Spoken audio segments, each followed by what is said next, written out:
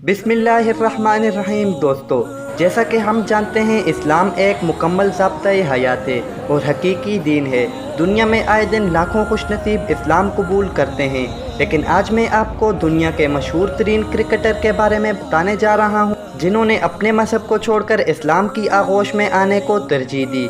तो चलें नाजरीन, शुरू करते हैं। इससे पहले अगर आप हमारे चैनल पर नए हैं तो चैनल को यहीं पर सब्सक्राइब कर दीजिए। इस वक्त मोहम्मद यूसुफ 96 रन पर खेल रहे थे।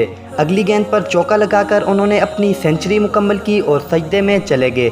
कुछ ही अरसे पहले की बात है, यही मोहम्मद यूसुफ यूहन्ना के नाम से मशहूर थे और 100 रन मुकम्मल करने के बाद अपने सीने पर सलीब सजाते थे। लेकिन अब वो अल्लाह ताला के फजलो करम से ईसाईयत तर्क करके इस्लाम कबूल कर चुके हैं और सच्चे मुसलमान की तरह ज़िंदगी गुजार रहे हैं, और अब उन्होंने चेहरे पर सुन्नत भी सजा ली है।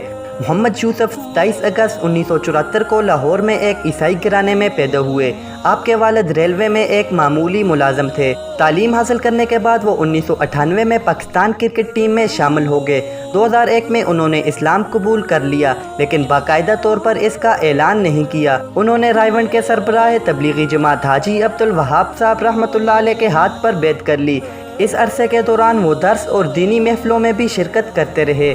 2005 में पाक भारत दोस्ताना मैच सऊदी अरब में मुनक्कद हुआ। ऐन मौके पर स्पॉन्सर रफू चक्कर हो गए और ये मैच ना हो सका। खिलाड़ियों ने इस मौके से फ़ायदा उठाया और उम्रे की सादत हासिल की। मोहम्मद यूसुफ भी इन्हीं खिलाड़ियों में से थे और अभी तक उन्होंने बाकायदा इस्लाम कबूल नहीं किया था, क्योंकि इस्लामी कानून है कि कोई गैर मुस्लिम बैतुल्लाह में दाखिल नहीं हो सकता। लिहाजा मोहम्मद यूसुफ ने तमाम खिलाड़ियों के सामने कलमा पढ़ा और रात के वक्त उम्रे की सादत हासिल की। 18 सितंबर 2005 को मोहम्मद यूसुफ के इस्लाम कबूल करने की खबर पूरी दुनिया में फैल गई और इन पर तानो तशनी की जाने लगी। पूरी दुनिया से उन्हें धमकियां दी जाने लगी और इन मुश्किल हालात में उन्हें घर से भी निकाल दिया। इन तमाम परेशानियों के बावजूद वो साबित कदम रहे और निहायत जुर्रत से इन सख्त हालात का मुकाबला किया। अब वो मुख्तलिफ इलाकों की मस्जिद में जा रहे हैं और दावत तबलीग का काम सर अंजाम दे रहे हैं। उम्रा करने के साथ साथ अल्हम्दुलिल्लाह हज भी कर चुके हैं और क्रिकेट से रिटायरमेंट के बाद अपना ज़्यादातर वक्त दावत तबलीग में लगा रहे हैं। अल्लाह ताला हमेशा उन्हें इसी तरह दीन को फैलाने की तौफीक अता फरमाए और उनके घर वालों को भी दीन इस्लाम की रोशनी से मुनव्वर फरमाए। नाजरीन इकराम, उम्मीद करते हैं हमारी आज की ये वीडियो आपको ज़रूर पसंद आई होगी।